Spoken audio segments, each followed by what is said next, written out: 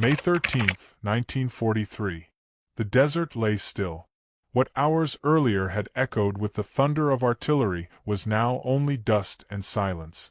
On the barren slopes outside Tunis, Italian soldiers stacked their rifles into pyramids, bayonets catching the last glare of an unforgiving African sun. The surrender was complete. Men who had once been promised glory by Mussolini stood barefoot in the sand, their uniforms bleached and frayed, stomachs hollowed by years of half-rations. Some were teenagers who had never fired a shot in anger. Others were veterans of campaigns stretching back to Ethiopia. Now all wore the same look, an uneasy stare at their captors, waiting for the verdict of history. Rumors traveled faster than truth. Among the ranks of Italy's defeated troops, whispers grew like weeds. Gli Americani, they will hang us. Propaganda had done its work well. Back in Naples and Milan, posters had portrayed American soldiers as executioners, their justice swift and merciless. Mussolini thundered that capture meant shame and certain death, that the enemy would use Italians as examples, stringing them from trees to terrify the rest of Europe. In the desert camps of surrender, these words came back to haunt them. The first hours of captivity were a theater of the unknown. American trucks rumbled into makeshift enclosures, the prisoners herded together by young guards no older than themselves. Some prisoners braced for rifle butts, others for the sound of a gallows being hammered into place. Instead, something peculiar happened. Cigarettes were passed out. An American private, chewing gum with the casual indifference of someone far from Mussolini's speeches, tossed a pack of Lucky Strikes toward a group of Italians. The men stared as if it were poisoned. Then one bent, picked it up, and laughed bitterly. If they are to hang us, at least they let us smoke first. The days that followed only deepened the uncertainty. The prisoners were marched to ports, their boots scuffing through towns where Allied soldiers drank Coca-Cola in the shade of half-ruined cafes. Along the way, Italian officers tried to keep order, but discipline had already collapsed. Thousands shuffled forward in dusty columns, bound not with chains but with expectation of doom. Some prayed, others cursed. A few muttered that they would rather have died in the desert than face the humiliation of an American noose. When the ships appeared on the horizon, steel-gray and massive, dread pooled in their stomachs. The voyage across the Atlantic was both exile and execution in their mind. The sea air carried no comfort. Men huddled on deck, staring at waves that promised nothing but distance from home. New York, one soldier whispered, they will hang us in Times Square for the newspapers. Another swore he had overheard guards joke about bringing them to the ranch for the last ride. Every gesture of the Americans was reinterpreted as gallows humor, every kindness viewed as deception. In reality, U.S. Army regulations, rooted in the Geneva Convention of 1929, mandated humane treatment for prisoners of war. The War Department, aware of international scrutiny, had instructed its officers to provide decent food, shelter, and medical care. Yet none of this was explained to the Italians in the holds of those transport ships. Fear is strongest in silence, and the voyage was full of silence. The creak of steel, the slap of waves against hulls, and the constant gnawing question, what awaited them on the far shore? For many of these men, their last memory of Italy was famine. Ration cards had grown thin in Naples, mothers boiling weeds for soup. Letters from home spoke of air raids and hunger. In the desert they had lived on worm-ridden biscuits and tepid water. To imagine that America, the enemy across the ocean, would treat them better than their own government was unthinkable. Instead, their minds returned to Mussolini's warnings, better the bullet than the rope. A few carried small tokens in their pockets, a saint's medallion, a folded photograph of children, a scrap of fabric from a wife's dress. These were talismans for men convinced they would not live to see another Christmas. One diary, later recovered from an Italian prisoner shipped to Louisiana, recorded in shaky handwriting, "We are not men, we are condemned." Another, in Texas, would later confess, I expected the ship itself to carry us straight into death. As the convoy pushed westward, storms rolled in, drumming rain against the decks. The Americans, mostly farm boys turned soldiers, moved easily among the prisoners, chatting in English that few Italians understood. They seemed less like executioners than bored guards waiting for orders. This contrast only deepened the confusion. Could the propaganda have lied? Could the enemy be both merciless killers and young men with photographs of sweethearts tucked into their helmets? By the time the Statue of Liberty appeared faintly through the mist, some Italians dared to feel awe. They had heard of this figure, standing in welcome to millions of immigrants. Yet to them, the sight was grim irony. She did not hold out freedom but judgment. New York's skyline was both majestic and menacing, a cathedral of steel where their deaths might be staged. The ship's engines groaned, and with every mile the prisoners' anxiety sharpened into despair. When the hatches opened and orders barked to disembark, many braced for the unimaginable. Would there be soldiers with ropes lined along the pier? Would jeering crowds gather to spit at them? Would this be the moment Mussolini's warnings proved true? Their hands trembled, their eyes darted from guard to guard, searching for the first sign of cruelty. Some muttered prayers under their breath, others clenched fists, ready to spit in defiance at their last moment alive. Instead, they found order, paperwork, and buses. No gallows, no whip. Just the monotonous rhythm of American efficiency. Prisoners were counted, photographed, given identification tags. The guards spoke briskly, without menace.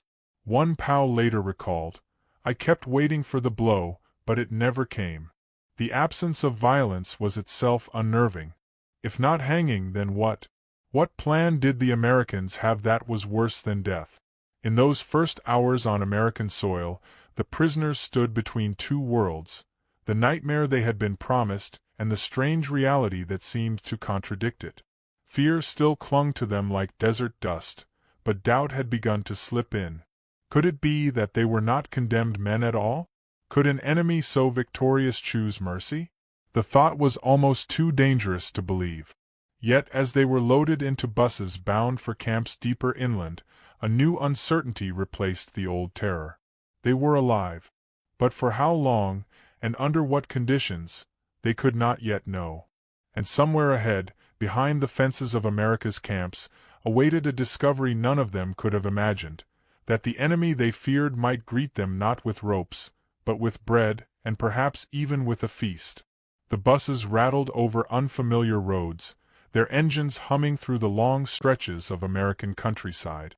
Behind the wire-meshed windows, the Italian prisoners pressed their faces to the glass, staring out at landscapes that looked nothing like the ruins of Europe. Wide fields stretched green and endless, dotted with red barns and cattle grazing lazily as if war were some distant rumor. The sight was disorienting. They expected the same stew and bread that had sustained them since their arrival, enough to fill a stomach but not to lift a spirit. Yet as they reached the doors, something different drifted through the air, a scent so rich it stopped men in their tracks. Roasting meat, herbs, the faint sweetness of pies cooling on counters. For a moment no one moved. Then the guards gestured them inside. What awaited them was nothing short of astonishing. Long wooden tables stretched wall to wall, covered with white cloths. Platters groaned under the weight of roast turkey, their skins lacquered golden by hours in ovens. Bowls of mashed potatoes sat alongside thick brown gravy. Loaves of bread, still steaming, lined baskets in neat rows. There were green beans, cranberry sauce, pumpkin pies, and, to the amazement of the Italians, pasta. Pasta prepared by American cooks who had listened to the prisoners' own advice. Some camps even served wine, procured from local vineyards or from military stores. To men who had braced for gallows, it felt like stepping into a banquet hall. The shock ran deeper than the food itself. In wartime Italy, civilians boiled weeds to stretch a meal, and mothers lined up for hours for a handful of flour. Rations dwindled until hunger became a permanent ache. Even soldiers at the front survived on biscuits, alive with worms and water barely fit to drink. For those men, the sight of abundance, Real abundance was a kind of cultural earthquake. I thought it was a dream, one former prisoner would later confess. Another wrote home in disbelief. They feed us better here as prisoners than we ever ate as free men in Italy. It was not just generosity. It was strategy. The U.S. Army had studied the Geneva Convention closely, and High Command recognized that feeding prisoners well was not only humane but useful. Well-fed captives were less likely to riot, more likely to work on farms, and, perhaps most importantly, likely to tell stories. Stories that would trickle back to Axis soldiers still fighting, weakening morale, sowing doubt about the promises of Mussolini or Hitler. Every mouthful of turkey, every slice of pie, was a weapon more powerful than a bullet. And yet, sitting at those tables, the Italians did not think of grand strategy. They thought of their mothers' kitchens, of holidays missed, of the warmth of a family table. Some ate in silence, tears sliding down faces they tried to hide. Others laughed nervously, not knowing whether to trust the moment. A few still suspected trickery.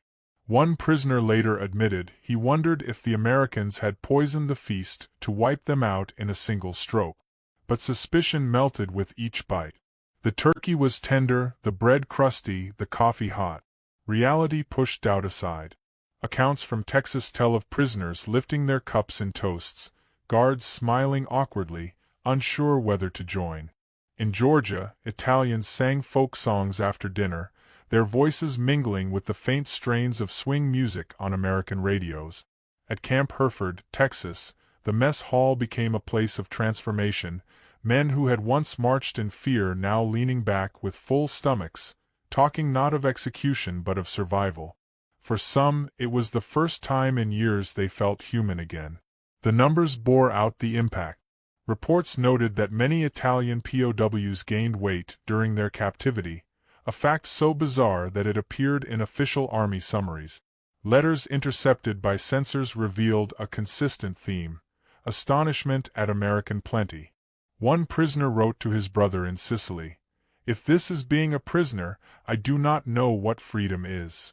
Another begged his family not to worry, "I will come home fat." There was humor too, born of irony. Italian prisoners teased the American cooks for overcooking pasta, joking that it was an offense worse than the war itself. Guards laughed and sometimes let the Italians take over the kitchens, a decision that resulted in camp meals improving for everyone. At one camp in Nebraska, Italian POWs taught locals how to make proper spaghetti, earning a reputation as excellent cooks. To American farmers, these men, once enemies, were suddenly experts in hospitality. The shared meals blurred lines. Guards and prisoners sat at different tables, but the smells, the sounds, the satisfaction were shared. Barriers of language softened over bread and meat. The enemies across the Atlantic became, if not friends, then at least men sitting under the same roof, chewing the same food. It was an unspoken lesson: abundance breeds a strange kind of peace. And yet, beneath the comfort, the conflict lingered. For many Italians, every mouthful carried a sting of shame. How could the enemy feed them so well while their own people starved? Did eating American food make them traitors? The propaganda of Mussolini's voice still echoed: "Surrender is dishonor, the enemy will humiliate you." But here, humiliation took the form of generosity. To accept it was to admit that Italy had failed where America succeeded. That realization weighed heavier than any guard tower. The Americans, for their part, were not naive. They knew well the effect such feasts had on morale. A colonel at one camp put it bluntly: "A man with a full stomach is easier to manage than a man with an empty belly." But beyond policy there was also a cultural truth. In America, food was more than sustenance, it was a display of confidence. To feed even the enemy lavishly was to declare, without words, that the United States had so much it could afford generosity. By the end of that holiday, the prisoners had eaten until belts strained and eyelids grew heavy. In the barracks, men lay back on bunks, whispering to each other in disbelief. The expected rope had never appeared. Instead, A five-star dinner had met them at the end of their fear. Some began to rethink their loyalty. Others clung harder to their pride. But none could deny that the world they had been warned of, a world of cruelty and death, did not match the one they now tasted on their tongues. In the stillness after the feast, as the camp lights glowed against the cold November sky, one prisoner wrote in his diary, "The Americans fight with weapons, yes. But tonight they fought with bread. And they won." The victory was subtle, invisible, but decisive. It was not won on the battlefield but at a table, not with bullets but with butter. The men who had marched into captivity fearing death now lay awake with stomachs full, turning over a question that unsettled them more than the threat of ropes ever had. If this was how the enemy treated them as prisoners, what did it say about the war itself? Snow fell lightly over the camp in December of 1943, dusting the barbed wire and softening the hard outlines of the guard towers. Inside, the Italians sang carols. Their voices, shaped by homesickness and memory, drifted through the barracks like the echo of a village far away. Only months before, these men had feared the rope. Now they were carving wooden toys for American children, mending uniforms for guards, and writing letters home that no one would have believed without the censor's stamp. The transformation was subtle but unmistakable. War had delivered them into captivity, yet captivity had delivered them into a strange kind of dignity. At the heart of this shift was trust, fragile but growing. The first feast had cracked suspicion open, but it was daily life that widened the fracture. These men had been told they would see ropes and jeering mobs. Instead they were passing through quiet towns where children on bicycles paused to watch the convoy and women in aprons stood at doorsteps shading their eyes. The prisoners braced for insults, but none came. Only curiosity. At the edge of a small Kansas town, a boy waved. His hand lifted high, innocent and cheerful. For an Italian soldier from Naples, who had imagined a lynch mob, the wave landed like a thunderclap. He did not wave back. He dared not, but his heart stumbled in confusion. Was this how America welcomed its enemies? The camps appeared on the horizon like settlements in a foreign world. Rows of wooden barracks stood neatly aligned, their roofs tarred against the rain, smoke curling from chimneys that promised warmth. Guard towers rose at intervals, but the men inside them looked more bored than bloodthirsty. Fences stretched taut, but no gallows waited inside. Instead, there were gates opening into courtyards where gravel crunched under boot. As the prisoners stepped down from the buses, a smell greeted them, something warm, yeasty, almost sweet. Bread. Freshly baked bread, its scent rolling from the mess hall. For men whose last meals in Africa had been crusts spotted with mold, the fragrance was as disarming as any weapon. Their first night was not what they expected. Instead of sleeping in chains on concrete, they were shown bunks. Actual bunks, with clean sheets and wool blankets. A stove glowed faintly in the corner, promising a heat many had not felt in months. Some sat stiffly on their beds, refusing to lie down, convinced it was all a trick. Others, too tired to resist, sank into the mattresses and wept quietly at the simple shock of comfort. Records from the U.S. War Department confirm that camps across America were built with an almost mechanical attention to detail. Barracks designed to house 250 men, heated in winter, ventilated in summer. Water was clean, plentiful, and, most astonishingly, hot. Showers lined the washrooms, and the hiss of steam rising from pipes made some prisoners think of miracles. In letters smuggled home, one wrote, "We live better as prisoners than as soldiers in Mussolini's army." And then came the meals. Breakfast the next morning was eggs, toast, and coffee. Strong, bitter coffee, the kind some had not tasted since 1940. They drank it cautiously, waiting for the cruelty to show itself. But the guards simply nodded, refilled cups, and moved on. At lunch came stew thick with beef and potatoes, served in metal trays that clattered under the weight. One prisoner whispered that the Americans must be fattening them for slaughter. Another laughed in disbelief, dipping bread into the broth until his hands shook. Statistics support the astonishment. U.S. Army Quartermaster reports reveal that the daily caloric intake of POWs in America often matched or exceeded that of U.S. soldiers, around 3,000 calories a day. In wartime Italy, civilians scraped by on less than half that. The contrast was staggering.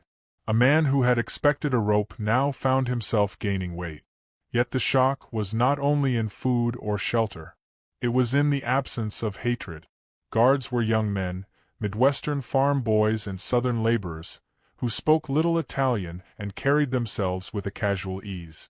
They were wary, yes, but not cruel. Some even tried to joke, offering awkward greetings like "Buongiorno" with thick accent. An Italian officer noted in his journal that the Americans seemed surprised that we were human at all, and in that surprise they treated us as such. Still, suspicion lingered. In the first weeks, many POWs tested every kindness with doubt. When given soap, they examined it for trick. When allowed to write letters, they wondered if it was bait for confessions. The fear of execution had been drilled too deep to vanish overnight. One man admitted, years later, that every time he heard a guard's footsteps outside his barracks at night, he expected to be taken away and shot. But reality chipped at fear. Each day revealed small mercies. A guard sharing a cigarette during roll call, the chance to play soccer in an open yard, the faint sound of a radio playing swing music in the distance. Italians who had trudged through the desert expecting death found themselves hearing Benny Goodman on the breeze of a Kansas evening. The absurdity of it all sometimes made them laugh, sometimes made them cry. Some camps even offered libraries. Books in English and Italian filled shelves, and prisoners sat under electric lights turning pages late into the night. Education classes were organized, lectures given by officers with university training. In Alabama, one camp even had an orchestra, prisoners fashioning violins and mandolins to play folk songs. For men who had walked toward America expecting the rope, these were confusions of the highest order. Yet not all surprises were gentle. Letters from home reminded them of what they had left behind: bombings, hunger, the scorn of neighbors who saw their capture as dishonor. The American camp, with its blankets and bread, became a haunting mirror. How could life as a prisoner feel safer than life as a citizen of their own country? The emotional conflict deepened, gratitude mixed with shame. To accept comfort from the enemy felt like betrayal. Some POWs refused certain meals, insisting they would not eat the food of the enemy. Others, unable to resist hunger, devoured it with silent guilt. A few officers tried to maintain discipline, reminding their men that they were still soldiers of Italy, not guests. But hunger has no loyalty, and warmth has no politic. Slowly, the defenses eroded. One account from a camp in Oklahoma tells of a group of Italians sitting around a stove, the snow falling outside, when an American sergeant entered carrying a pot of coffee. He poured them each a cup, then poured one for himself, sitting down among them without ceremony. For a moment, silence held. Then one Italian lifted his cup in a hesitant toast. The sergeant raised his own. No speeches, no ideology. Just steam rising from cups in a winter barracks, bridging a gap propaganda could never erase. By Christmas of 1943, the Italians had been in America for months. Some had even begun to smile again, cautiously. They no longer expected the gallows each morning. But still, a question lingered in every heart: why? Why would the Americans, victorious and unthreatened, extend such generosity to men they had every reason to despise? Was it arrogance, a show of strength? Or was it something stranger, something more unsettling, the possibility that mercy itself was a weapon?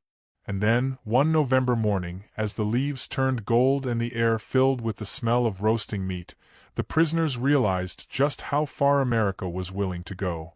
They filed into the mess hall and saw tables laden not with rations but with feasts. Turkeys browned to perfection, potatoes whipped smooth, pies stacked in rows, even pasta simmered as if to honor their own traditions. What had begun with suspicion was about to reach its breaking point. The rope they had feared was nowhere to be seen. Instead, before their disbelieving eyes, awaited something even more unthinkable, a dinner worthy of kings. Thanksgiving, 1943. In camps scattered across the American heartland, the Italian prisoners shuffled toward the mess halls, their boots crunching over gravel, their breath clouding in the frosty air. Prisoners volunteered for farm labor, working side by side with American families. They rose early, rode in trucks to wheat fields or orchards, and returned with calloused hands and pockets sometimes filled with apples given by children too young to hate. One farmer's wife in Iowa remembered years later. They sang as they worked, Italian songs we couldn't understand. But they made the cornfields sound like music. To the Italians, labor was more than a diversion. It was proof they were still men. They earned small wages in canteen credits, enough to buy tobacco or writing paper. They tilled soil, repaired fences, and sometimes laughed with the very guards who once seemed executioners. A paradox unfolded. The more they were treated as workers, the less they felt like prisoners. By 1944, reports estimated that Italian POWs provided millions of man-hours of labor to the American economy. Farms that might have withered for lack of hands now flourished, their bounty feeding not only Americans but Allied troops overseas. Yet beneath the routines lay an emotional struggle. Each act of kindness was also a mirror. Letters from home spoke of bombings in Rome, of hunger in Sicily, of children growing thin. The men in American camps, eating bread and butter, felt guilt carved deep into their stomach. To enjoy abundance in the enemy's land while their families suffered in their own was a wound invisible but sharp. One diary found decades later captured the ache. We eat too well. At night, I dream my mother scolds me for being full. The conflict grew sharper in 1944, when Italy officially surrendered to the Allies and Mussolini's puppet state clung to northern ground. Washington offered the prisoners a choice: remain idle or sign loyalty oaths to the new Italian government and join Italian service units. Nearly 90% agreed. They donned uniforms marked with Italian insignia but worked under American command, repairing vehicles, sewing uniforms, loading supplies. Some guarded even stricter German prisoners. For men who had once braced for execution, this was transformation of the deepest irony. Enemies turned collaborators, prisoners turned participants in the war effort. Still, not all accepted. A minority refused the oath, clinging to the vestiges of fascist loyalty or simply fearing reprisal if they returned home. Tension flared in some camps, whispers of betrayal mixing with resentment. But the overall arc bent toward cooperation. The Americans, once caricatured as merciless, had disarmed Italy's soldiers not only with firepower but with food, shelter, and a baffling abundance of respect. Personal memories from these camps lingered long after the fences came down. In Nebraska, a young POW who had worked on a farm carved a wooden horse for the farmer's daughter. She kept it for 50 years, telling her grandchildren, "This was made by a man who came here as an enemy but left as a friend." In Texas, Italians painted murals on camp walls, bright Mediterranean scenes that locals preserved long after the war. In Alabama, one group of prisoners built a chapel with their own hands, fashioning an altar out of scrap wood. Decades later, that chapel remained a monument not to captivity but to resilience. The transformation did not stop at the water's edge. When the war ended and ships ferried them back across the Atlantic, many Italians carried with them memories more vivid than the battles they had fought. Some returned to ruined homes, their cities bombed and their families scattered. They spoke of America not as a land of enemies but as a place where they had been treated as human beings. A number would later emigrate, drawn by the memory of warm bread, fair treatment, and an unexpected kindness that stood in stark contrast to the broken promises of fascism. The legacy was twofold. On one hand, the Americans had demonstrated to the world a form of soft power, showing that dignity could disarm more effectively than cruelty. On the other, the Italians themselves became carriers of that lesson, men who had expected execution but instead discovered mercy. Their testimonies, in letters, diaries, and interviews, reshaped how future generations understood the strange human theater of war. There was humor, too, preserved in anecdotes passed down. One Italian, upon returning home, joked to his village that he had left for America thin as a goat and returned heavy as a bull. Another quipped that the real betrayal was not surrendering in battle but surrendering to American pie. Such levity, lightly spoken, masked a deeper truth.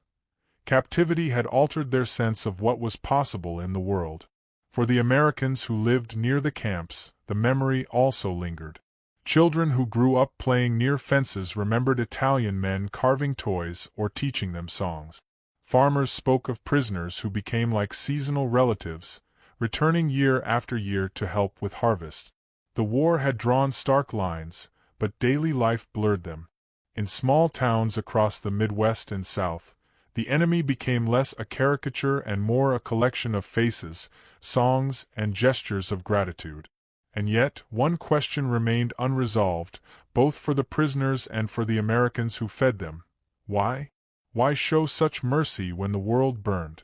Was it generosity born of faith, a reflection of American confidence, or simply practicality? Perhaps it was all three. To feed an enemy well was to display wealth and strength, but it was also to affirm something deeper, that humanity could outlast ideology. By 1945, as Germany collapsed and Mussolini fell, the Italian POWs in America looked back on their captivity not with bitterness but with bewilderment. They had marched into camps expecting ropes and ridicule, yet they left with stories of banquets, of kindness, of the strange dignity of being treated as men when their own leaders had treated them as expendable. That contradiction shaped them long after uniforms were folded away. On a quiet evening in one camp, long after the feasts and work details, an Italian prisoner scribbled a final reflection into a notebook. The Americans won this war not only with tanks and bombs, but with bread. They conquered us at the table. His words capture the heart of the story, not the spectacle of battles but the quiet, subversive power of mercy. And as the war's tide receded, one truth lingered in the minds of those who had once marched under the desert sun awaiting death. The rope never came. Instead, it was bread that changed them, and with it, the unsettling realization that sometimes the most enduring victories are not forged on battlefields but at dinner tables.